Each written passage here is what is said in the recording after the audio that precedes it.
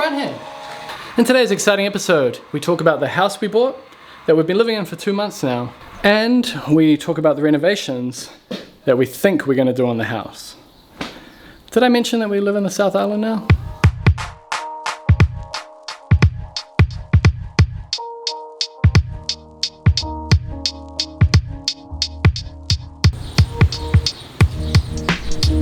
So this is a 3-bedroom house with a little office, and it was built in 1962.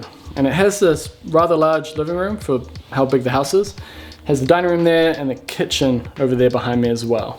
And obviously it has a bathroom and a toilet that's sort of clustered in the dark side of the house behind this wall. It's only been a couple of months, but I feel like we've got a pretty good idea of some of the things we want to change, and we're still open-minded about some of the other things. Let's look at the more obvious things to start with. Let's start with the room that we're affectionately naming the problem room. If you would like to know how the problem room works, anytime you have a piece of rubbish like this and you don't know what to do with it, this is what you do.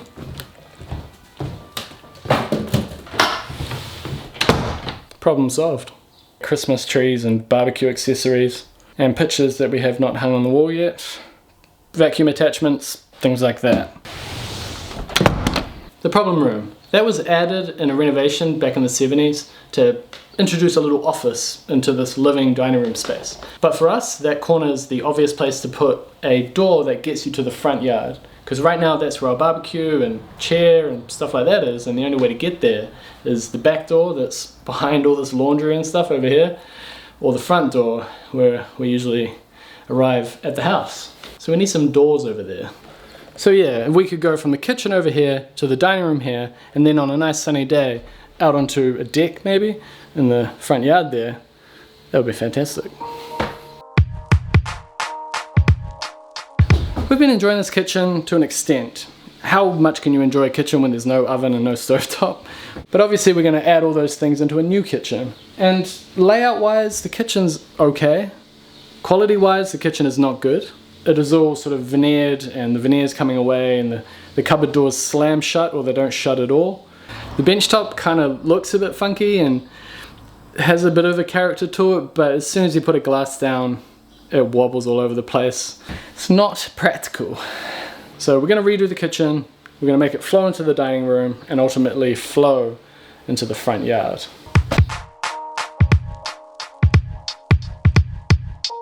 Way at the start when we first got to the house, we thought we'd be pulling this bathroom out like straight away. I mean, look, it's like an 80s bathroom with a shub, bathtub slash shower that apparently you need a grinder to remove. And then it has a very powerful extractor fan. The sink, very basic, you know. Once you get in there, you turn the fan on, it extracts the moisture really efficiently, and the shower has great pressure, so we're really happy with it for now. That's probably going to be the last job. Doesn't look pretty, but who cares? Those doors from the problem room into the front yard, we might not need consent for that because there's a window there, and as long as we keep the door the same width, we're not changing that lintel, which is the load-bearing part of that structure. All we're doing is taking some cladding out at the bottom. Could get away with that on an exemption, which would be great. But if we go to add another door on the other face where there isn't any window, that would require a consent. So in terms of everything else, like the bathroom, we might get away with the bathroom because we're not changing it much. But where it gets a bit tricky is if we add a tiled shower. And when I mentioned this in a previous episode, people kind of freaked out. Like, what? You're just putting a tiled shower in your house? The reason we have that rule is because back in the 90s, a lot of showers got built, tiled showers, onto timber structures, and they weren't correctly waterproofed, and it leaked, and you know, that's the kind of leak that you don't really see. And by the time you realize you've got the leak, usually a lot of structural damage has happened. So if we want a tiled shower, we're probably going to have to get consent. We know we want windows over here, so there's a good chance we're getting consent for that. Might as well chuck the shower in while we're at it.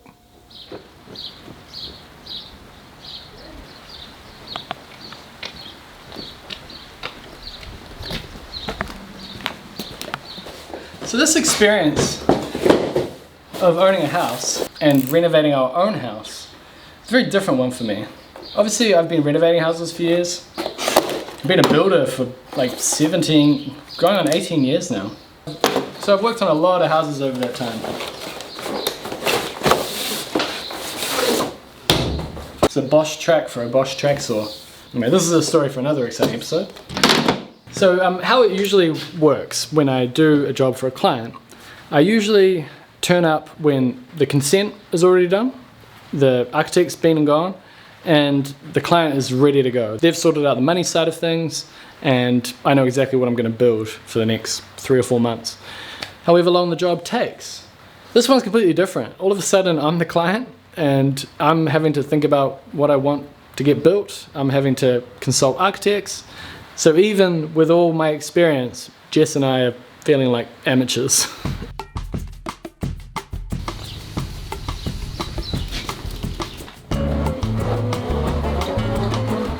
So Jess, how does it feel to be one of our clients?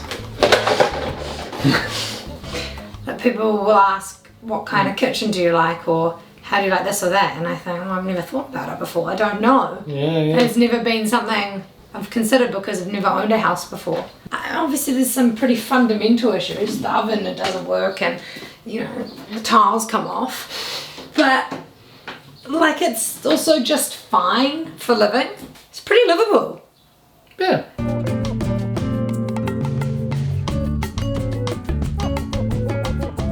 I bought these fenugreek seeds the other day. I have no idea what they taste like. Well, I do. Raw. They're kind of not nice.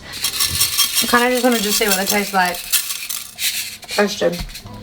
And I bought these sprouted, what are these? Sunflower seeds. Apparently they're better for you. They also cost like $1.90 more, so I don't know that I'll get them again.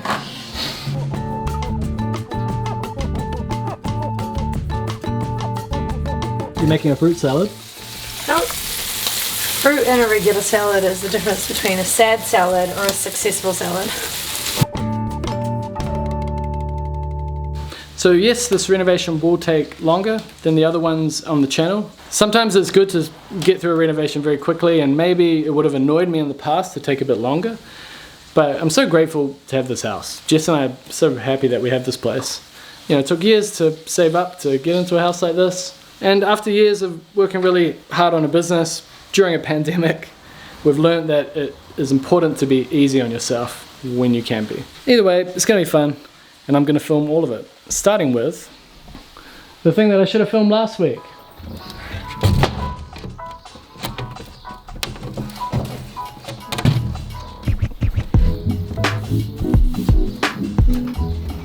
So the first thing you need to do to determine the solution to the problem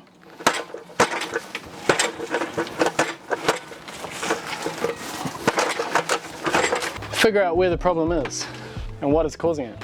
This side has a nice even gap. This side is pretty tight, especially at the bottom. So the only remaining question is, can I do this before smoker is ready?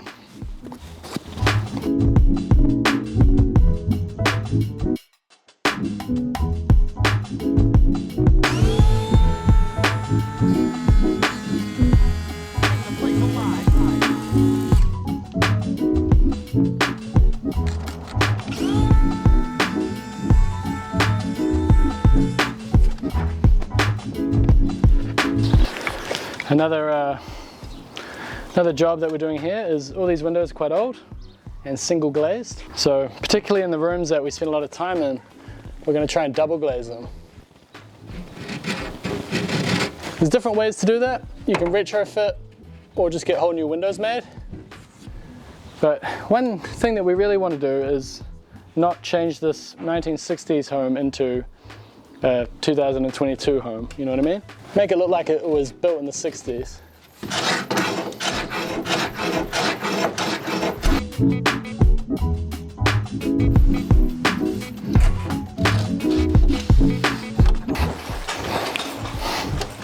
Put a bit of primer on there, but the only thing that matters,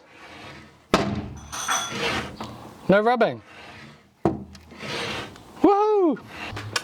The more you squint, the better it looks. Lunch is ready. Sweet. This looks delicious. So I've noticed something interesting. If I get water and pull it up here,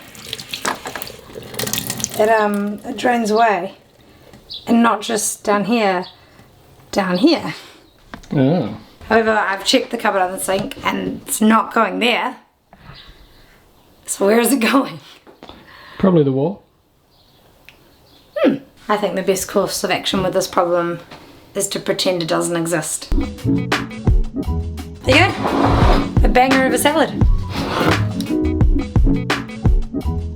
Now on that window, it's very important that I reinstate the weather groove that was on that edge of the window. Because I planed it, I've kind of flattened that groove. If moisture ever gets in there, air will allow that moisture to track down the little weather groove. So I've decided this wall behind me is going to be the miter saw wall. The workbench that I'm standing at right now will kind of turn this way, and then the table saw will be there. What you'll have there is the trifecta. You'll have the triangle, kind of like a kitchen, right? You got your stovetop, fridge, sink, and they should always be in a triangle motion from one another. Workbench, table saw, drop saw. That's the plan. And the first part of that plan is building the drop saw bench. That might be the next exciting episode. It looks like it'll work out.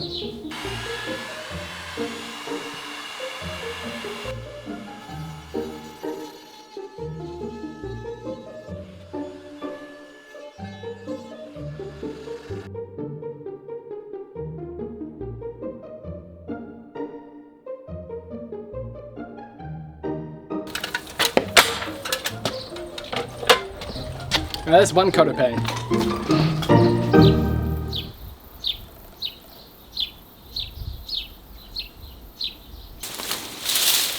Alright. I just pulled something out of the roof. Oh, you got it. That is Yeah, suck on that, vine.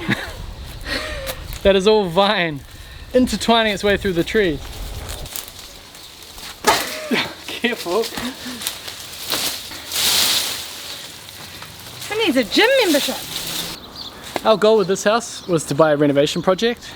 What we didn't prepare ourselves for though was a garden project. Oh, it's a bit of a mess, eh? It's a bit of a mess. Our website's not a mess though, because we made it with Squarespace. Squarespace is an all-in-one platform to build your online presence and run your business. One of the best ways to showcase the work that I do is on my website. Jess and I don't have experience with coding or HTML, so Squarespace was really good and really simple to use. Squarespace have portfolios, galleries, automatic image scaling, and you can connect all your social media accounts on your website. We were already using Squarespace before they reached out to us, so it was an easy yes. And honestly, they offer a free trial as well, so you got nothing to lose. And then once you're ready to launch your website, go to squarespace.com/Scott Brown Carpentry to save 10% off your first purchase of a website or domain. Cheers, Squarespace.